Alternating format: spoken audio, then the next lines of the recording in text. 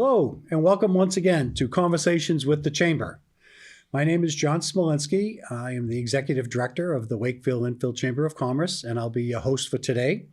Alongside me is my assistant, the Executive Assistant of the Chamber of Commerce, also our co-host for today, Carly Fortier.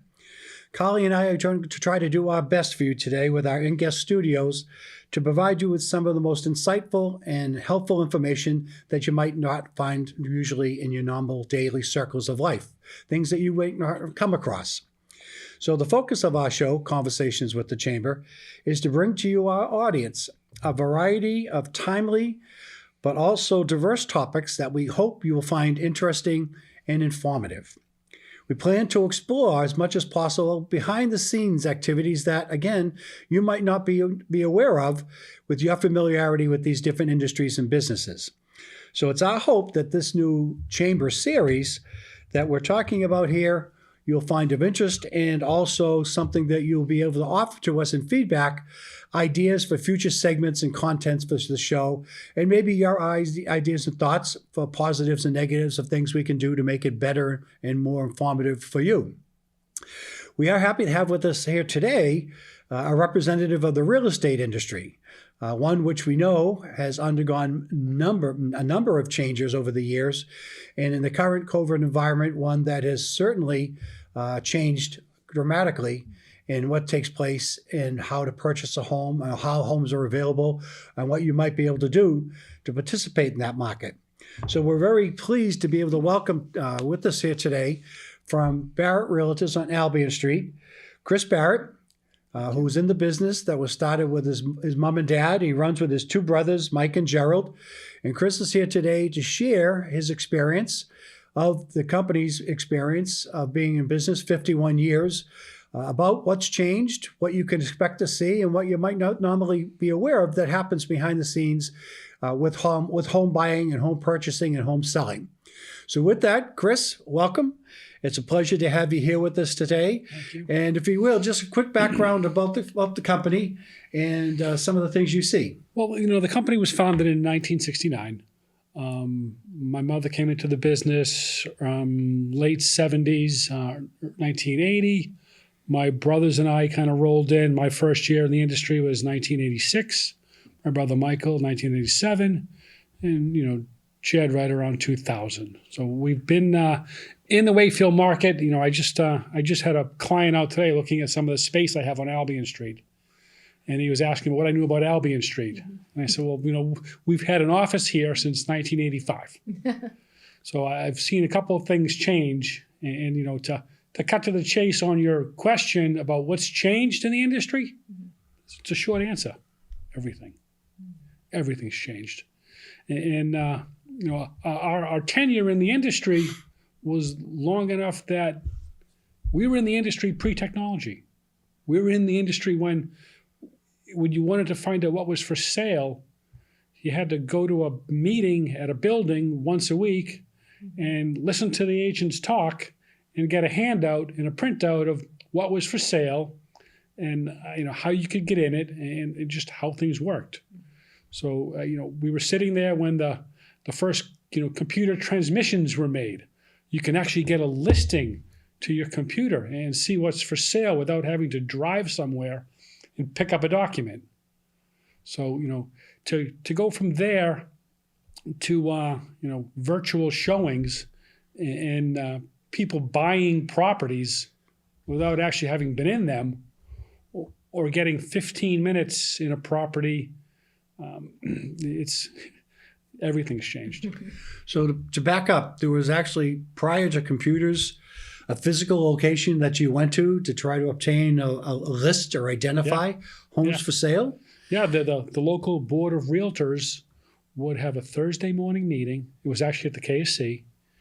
And brokers from 8 different towns would show up and bring pieces of paper. Here's my new listing. You got a couple minutes to talk about it. And they would make copies for everybody. And you would have a little book and you'd get a little punch press, cut out the little holes and slide the listing in and off on your merry way. So there was no specific broker. It was just a free-for-all. Anyone could sell the property? Well, no, you'd have to show up with an exclusive right to sell listing, but it was just a meeting of all the agents for all the companies where there was a point where you could actually pick up what was for sale, get a copy of the listing ticket without having to make a phone call.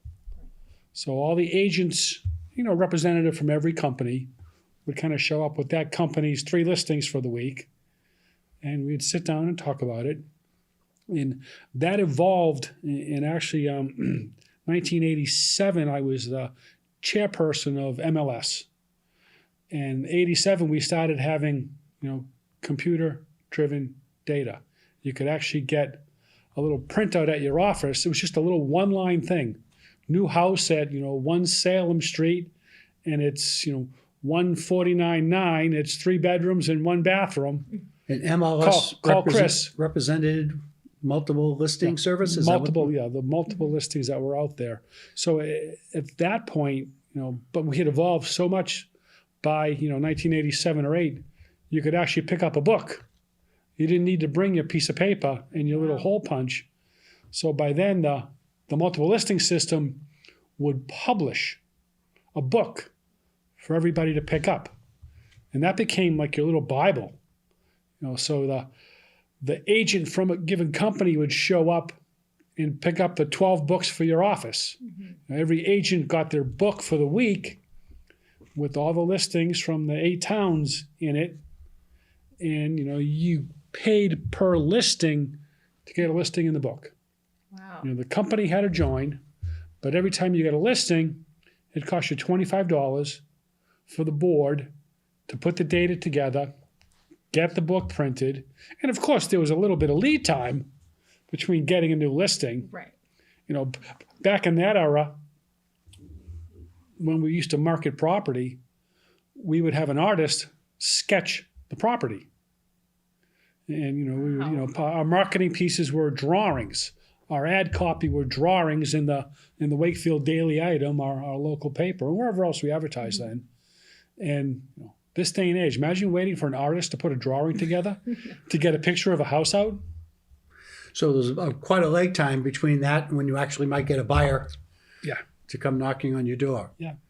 And would you find the majority of buyers looking for you, or how would they find you versus another agent? Just the ads? In as much as everything's changed, that's something that hasn't. Mm-hmm. We're in the community. One of the things, in this COVID era I miss most is not being out in the community. We were always supporting Wakefield Little League or Wakefield Basketball Association. We had presence. You were part of the parade. You were at the coffee shop. You were in town. And along with your marketing pieces in the local paper or wherever else you were advertising, little real estate magazines, your signs on houses, because people weren't really putting up random signs. Right. You go by the middle school right now, and you'll see 20 different signs of different companies. Mm-hmm. That didn't really exist, in the world then. Somebody might have a billboard, but for the most part, your advertising was you put a for sale sign in someone's front yard, or you were out. You were out meeting people, talking to people, doing things. You played in a softball league, you played in a baseball league, mm-hmm. you went to your kids' games. So the marketing was really more personal. And I miss that a lot. In essence, being shuttered with COVID, you miss being out in the community. You had mentioned virtual. So you've gone from a physical piece of paper to a big step forward to a book with artist renderings. Yeah. So now you're selling properties virtually. How's that being done? How does that affect your business and selling? It's funny. I was reading in one of the trade magazines last night about all the liability that's connected with people buying stuff unseen. And you're a buyer's agent now. And, go back to when I started in the industry, there was no such thing as a buyer's agent. Everybody worked for the seller. So agency itself has evolved in my career. There was no such thing as someone representing the buyer in a transaction. Everybody worked for the seller. Buyers were just, random customers wandering around the marketplace, literally unrepresented in the market. So virtual showings, you want to talk about, responsibility for your buyer's agent. You're trying to vet and literally have the seller vet any question you and your client could possibly think of about a property. You can still get inspections done, but you're taking video, you're taking pictures, you're literally FaceTiming, walking through rooms. You're doing a lot of different things for people who, some of them are afraid to be out, but need to buy, and some were just transferring in, and the crush and crunch of travel, it makes it difficult to get there or go back and forth to see properties. So the industry has migrated from a real estate agent who would represent solely the seller to now there are real estate agents that the seller will still have to sell the property, but a buyer would engage a real estate agent to find that property and vet properties to be shown. Yeah. Well, it leveled the playing field. Buyers had representation. Buyers had expertise in their hands. Instead of wandering around wondering, geez, am I doing the right thing? You can now hire a professional to make sure you're doing the right thing. Right. And it's funny how much pushback there was. You start looking at how things have evolved over 3+ decades, and buyer agency started in the West Coast. What a shock. And it worked its way back across the country.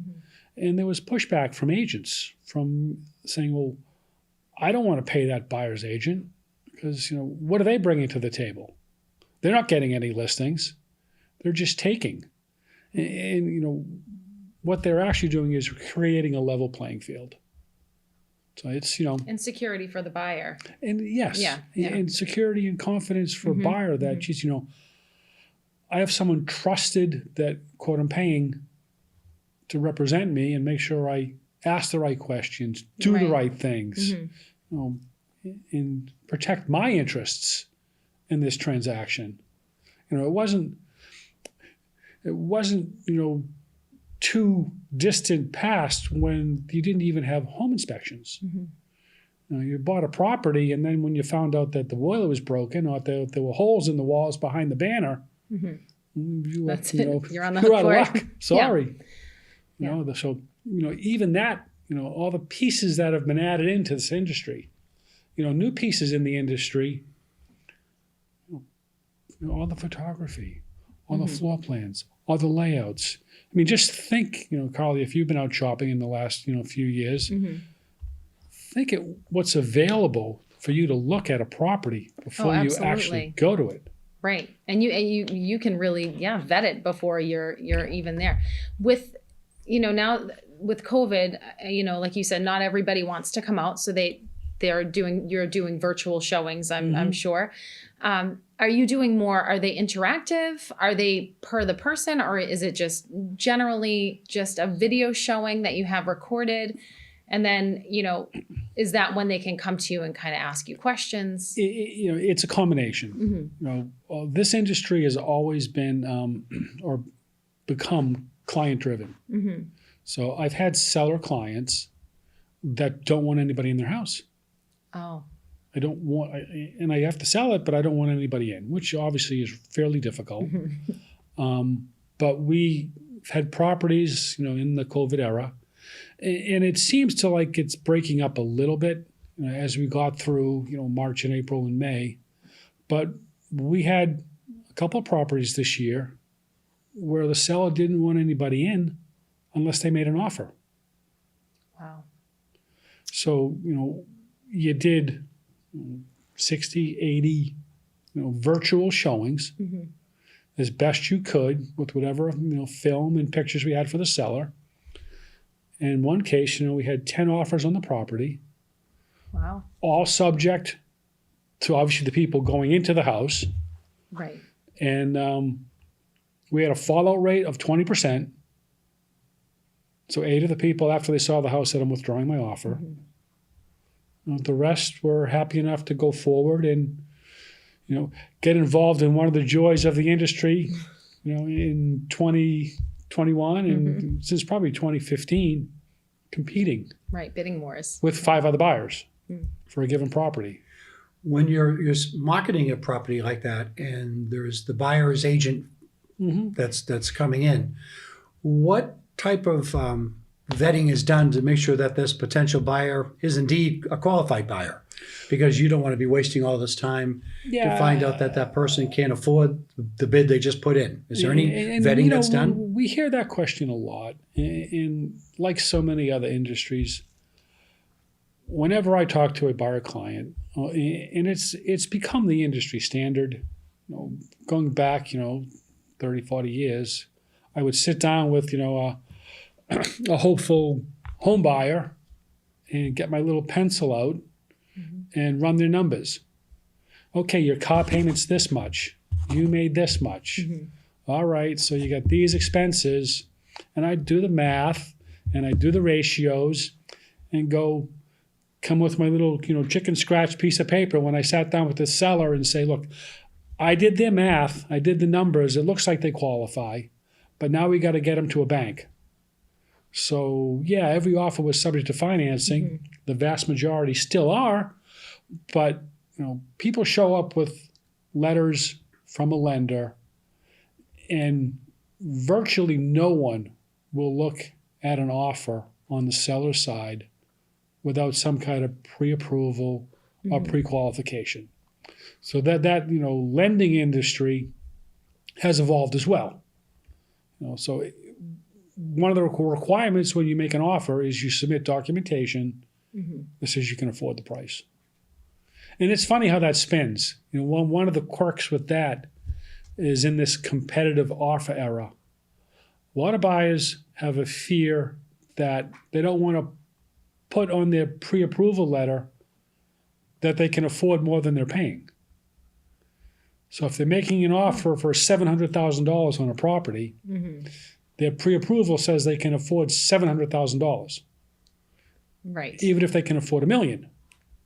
So when I'm vetting offers for a seller, I've got a property now, we've got 10 offers, and I'm looking, my job is I'm looking at all the pre-approvals, all the pre-qualifications, and telling them the difference between pre-approvals and pre-quals. And, we got 10 offers, and the best offer is $700,000, but there's 3 of them. This buyer says they can afford 7, and they're putting 20% down. This buyer says they can afford 1.2, and they're putting 20% down. You know what? Looking at it, I think I feel more secure financially taking the guy that can afford 1.2 than the guy or woman who might be spending their last nickel to get to 700. Right. So I generally advise my clients, no one's going to make you pay more than you want to pay. We're trying to make your offer as best positioned in this competitive climate so you win. Right. And it's funny, I never used the word win before, but all my clients started using it. How do I win this house? And it's not a word I would ever put together in that, transaction. Just to backtrack for a second, Chris, because there was a statement you made, a comment that I found interesting when you referenced the difference between a pre-qualified versus a pre-approval. Yep. Now, to most people, that would seem to be the same thing, but there's actually a difference there, isn't there? Yeah, there's a huge difference. A legitimate pre-approval, and I do some seminars with some of the lenders that do pre-approvals. A legitimate pre-approval is conditional only upon the property appraising, and that's it. Verifying that you got a purchase and sale signed on it. A pre-qualification could be you had a phone call with somebody and they ran the numbers but didn't verify your assets, didn't do a credit check, didn't do all the things that a lender does when they're going to give you a mortgage. For the final approval. For the final approval. So, pre-qualification is, in essence, you had a conversation with someone in the banking business. Pre-approval, a solid one, has 3 conditions on it, subject to verifying that you're signing a P&S and put that money down. You have that property, and recheck your credit Again. Again. Yeah. So if you're itching to get a property, pre-approval is the way to go. Yeah, it is. And, So the pre-approval has vetted that. They've checked your credit score. They've checked your income. They've done checked your all liabilities. that. Yeah. So, And it's virtually limited to, you're actually buying this house. We need to identify a property, show me a copy of a purchase and sale and the money you use to put down with it. And then it has to appraise for what you're paying for it. well, it would make common sense for someone to have such a document in an environment as competitive as it is today. Which goes back to your question, how do we know people are qualified? Because if they show up without a pre-qual or pre-approval, they're not even going to be considered. Right. Now, without taking sides in the industry, would you recommend they go to their local financial institution versus a mortgage company, or you find them all the same? I have really qualified people in all of those industries, be they mortgage companies or local lenders. I'm comfortable with people who do a nice job. And it's funny you say that, because I used to refer people out to, the savings bank or the co-op or local lenders and some mortgage people that I know. And occasionally a buyer would look at me like, well, why should I go there? You must be getting a kickback or something. And I said, the short answer is I'm getting quality service. That's what I know I'm getting. Right. I'm getting, you to make sure you're in good hands because you're my buyer client. But it is funny how people spin things in a world of spin. Yeah, and it's illegal for you to get a kickback, which is an important thing as well. But sometimes that question predated. Yeah. Right. The rules and regs may have been a little different. And basically, you've worked with these people, so you know who does the quality work, and you can get the mortgage process through quicker versus who's slipshod and might not do it as quickly. So you're trying to find the best processing agent for you. And again, at the end of the day, we need to have things closed to get paid. Right. And if your client's going to get well served by the lender you're recommending, that works for everybody. And that's funny, just one more point on that note. When I am reviewing offers for a seller client, or when I'm presenting one for a buyer client, one of the phrases that I use or listen for is, this is my preferred lender. If I'm presenting an offer to someone that I don't know, among my points for why you should take my offer is, this is my preferred lender. I've used them 20, 30, 40 times, and they've always done a great job, and it's closed. There's still buyers out there that, will go into the internet and just find some lender that's in Southern Florida that has no idea about value or anything in Massachusetts or Wakefield. And, I have stories on that end too. But Did you have a question, Carly? Oh, I did. I was just curious, and I had mentioned this a little earlier before we started, that just being a mom in Wakefield and seeing on the sites, on the pages, there was somebody that recently had posted that they've been trying to get into Wakefield for a couple of years. I actually don't know this person, but I read and I scroll. Yeah. And she was kind of wondering, are people, like, as soon as it goes on, it's sold. So she was wondering, how are these people are they seeing this property before I am? Am I late to the game? Is there a way for people to kind of like get an edge in? Is there like a list that they can be on, or how is this happening? In our multiple listing system, and it's one of the things that I had a wish for 20 odd years ago. But right now, you can sign up with a lot of different agents, and they will log you into MLS. So as soon as a listing hits MLS that fits your criteria, you get an email or a text. Wow, okay. That says, wow, 159 Wakefield Ave just hit the market for 600. You might want to go see it. And that's automatically generated by the MLS system? Automatically generated. And that's like the best way that you can be in the know. I believe it is. Yeah. Realtor.com offers the same kind of service, but it's nice to get connected with, my clients, when I sign them up, I put them into MLS so I can actually see what they get And, people are busy. Sometimes you miss something. Right. Yep. Right. Or, for sure. or it also allows me to see, geez, they looked at that, but they didn't have any interest. I wonder why. Right. Oh, that's great. Or, I saw it and I really like it. Why don't you? That's part of, you go back to, I guess, not everything's changed. The relationship piece and understanding your clients and helping them get and achieve what they want is still part of that. Right. So when I can actually review the data you're looking at, it gives me more insight into helping you achieve what you want to. I'm curious, one of the biggest problems I remember hearing of being familiar with was the bridging. People trying to sell at the same time they're trying to buy. Yeah. How do you handle something of that nature? Is that an agreement predetermined? I want to buy your house, but I haven't sold mine yet. That gets so hard right now.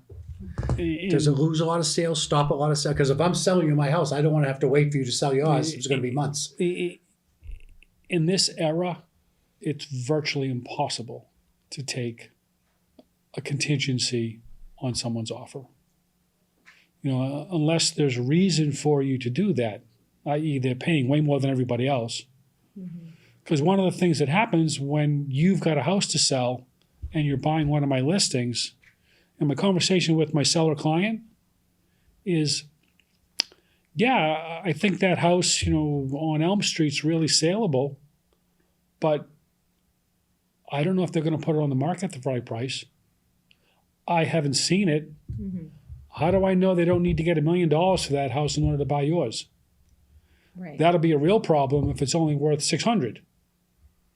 Right. So, that home sale contingency, you can't guarantee that they're in a position to do the right things to get it sold. Yep. So when you're doing that and there's 6 other offers, 5 of them don't have that issue, it's a non-starter. Sure. So Unless, of course, there's, they're paying 50 more than everybody else. Right. And your seller doesn't care about waiting or the risks. And it's not my job to tell them what to do. It's my job to tell them what the issues are. And to make them aware. Make them aware of how this transaction can go. Do you see any types of fraud raising its ugly head in some of your daily workings? Fortunately, in the 3.5 decades, I've really only had one when someone, in essence, forged a mortgage application, used forged tax returns to get a loan, and it is in 35 years the only person I ever saw lose a deposit for over financing. Okay. They didn't get the loan. The seller wanted to know why. The lender actually said, "Well, I pulled the tax return because they wouldn't send it to me, and it's not what they gave me."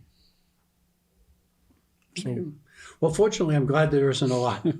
yeah, me too. And that's probably where the pre-approvals we talked about earlier probably prevent some of that from happening, because that's the due diligence would have been done at that time prior to its given. Yep. Well, it's interesting. There's so much more to this whole discussion that we might have to have you back for a second session, I think, there, Mr. Barrett, because there's a lot going on. There's a lot there going is. on. It's again, just reading some of those questions we thought we might be talking about. To go from an industry where you had to get a piece of paper to virtual tours and zooming in on every little item in a house, and it's just a dramatic change from where we've been.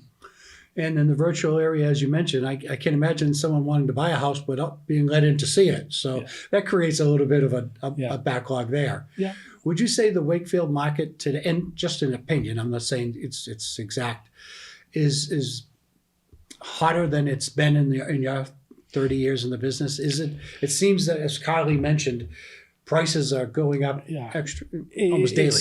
It's been a long run in this competitive buyer market.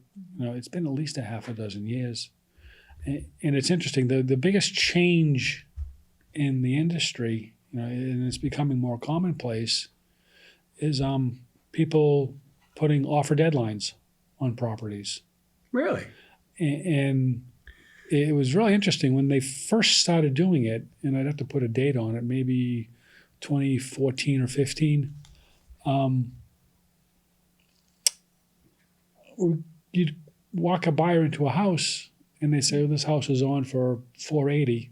Okay, I'll pay $480 for it. Here's my offer. Here's my check. Why won't you sell it? Well, because we're not taking any offers till Tuesday. Right. And well, why not? Well, because this is how we're doing it. And it almost evolved from, sites like eBay. And, so was it to create excitement about it? It was to create excitement, Mm-hmm.